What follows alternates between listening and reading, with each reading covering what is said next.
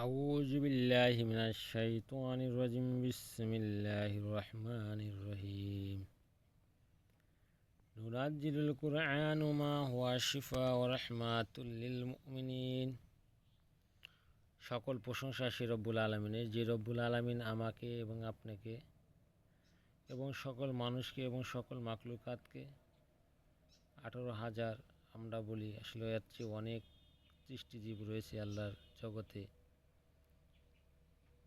সকলেই সৃষ্টি করেছে সের মহান সত্তার প্রতি শুকর আদায় করি, সকলেই বলে আলহামদুলিল্লাহ।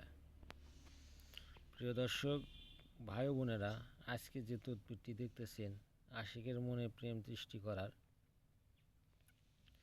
এই তদবিরটি কীভাবে করবেন, আসলে এই তদবিরটি করলে কীভাবে আপনি তার মনকে স্থায়ী করতে পারবেন, আপনার প্রতি ভালোবাসায় তাকে জড়াতে পারবেন।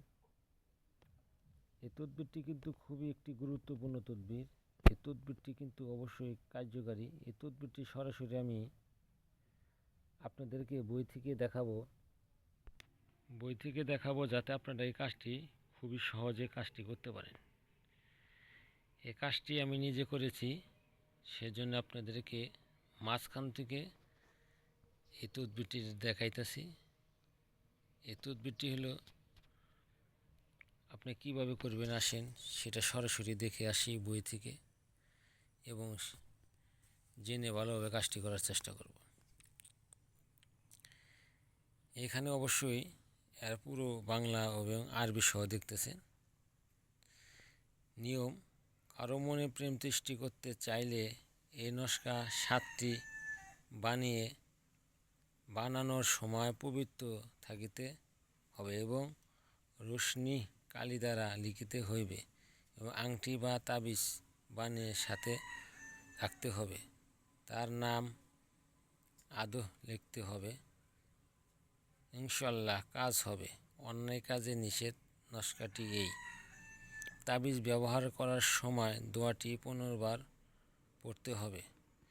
নিচে যে দোয়াটি দেখতেছেন, বিসমিল্লাহির রহমানির রহিম, আল্লাহুম্মা সামি মিন বেসি মুইল ইমানে ওয়াহতিলি। এখানে যেভাবে দেওয়া রয়েছে ঠিক সেভাবে পাঠ করার চেষ্টা করবেন। আর আপনারা সরাসরি দেখে নিজেরা সুন্দর করে পড়ে বুঝে তারপরে পাঠ করবেন। কোন নস্কাটি লিখতে হবে, এখানে যে নস্কাটি দেখতেছেন কিন্তু এই নস্কাটি না, এর সাইডে আর একটা নস্কা রয়েছে, সেই নস্কাটি আপনাদের লিখতে হবে। আসেন সেই নস্কাটি দেখে আসি। আপনাকে কিন্তু এই নস্কাটি স্বয়ংসম্পূর্ণ লিখতে হবে। ওইখানে যে আপনাকে 7টি নস্কা লিখতে গেছে, ঠিক এই নস্কাটি আপনাকে 7টি লিখতে হবে। লিখে তারপরে সেই মোতাবেক আপনাকে কাজ করতে হবে। যে নিয়মগুলো দেখলেন সেই নিয়ম মতে কাজ করলে অবশ্যই আপনাদের কাজ সাকসেস হবে।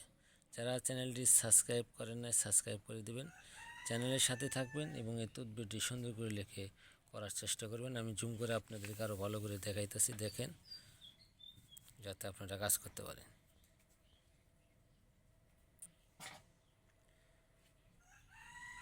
সুন্দর করে লিখবেন, লেখা যেন কোনো ভুল না হয়, যেরকম হুবহু লেখা রয়েছে ঠিক সেইভাবে লেখার চেষ্টা করবেন, তাহলে আপনাদের কাজটি হয়ে যাবে। আসসালামু আলাইকুম, সকলে ভালো থাকবেন, আমার জন্য দোয়া করুন, আমি আপনাদের জন্য দোয়া করি।